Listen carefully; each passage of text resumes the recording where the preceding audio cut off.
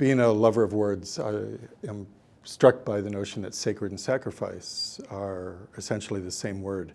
There's nothing sacred without a sacrifice, nothing sacrifice that doesn't have a potential for something sacred. When one enters a spiritual community, things are sacrificed. What is the biggest challenge for someone entering a community in the 21st century? I think that's a really rich question. As somebody who made a lot of mistakes, what looked like a sacrifice to give up a certain kind of life, people who, opt for big houses and cars and so on and so forth. So what looks like sacrifice to some people just looks to me like a relief. But the other side of the equation is that I feel it's really not good to idealize living in a community. It requires staying the course. It requires a lot of self-honesty. It requires good boundaries. It requires living preceptually because you're held at a much higher level of accountability.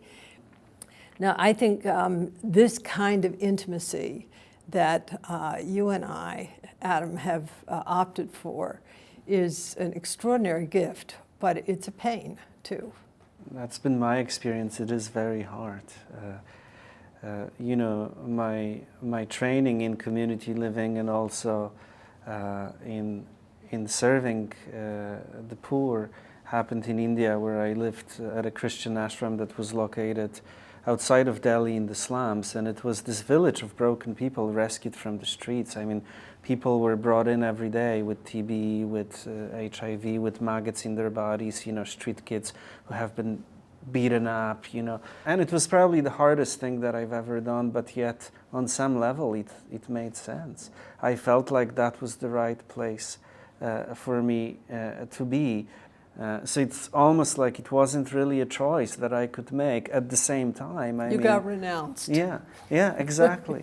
And like people nowadays use the word happiness for spirituality and I have a little bit of a problem. I'm glad to hear that. Because I don't know, happiness is not the name of my spirituality. It's been really hard. And then another thing is that living in a community of individuals who are, quotes, on the path means that you're in deep doo-doo.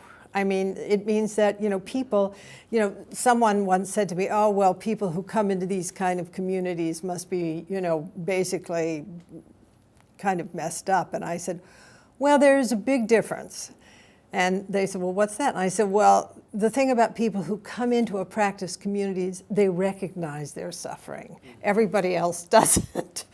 And so that distinction is really important. And my contention is that nobody would enter Adam's community or my community without actually having a moment where they see, oh, you know what? I don't want to buy into the system that I was conditioned into.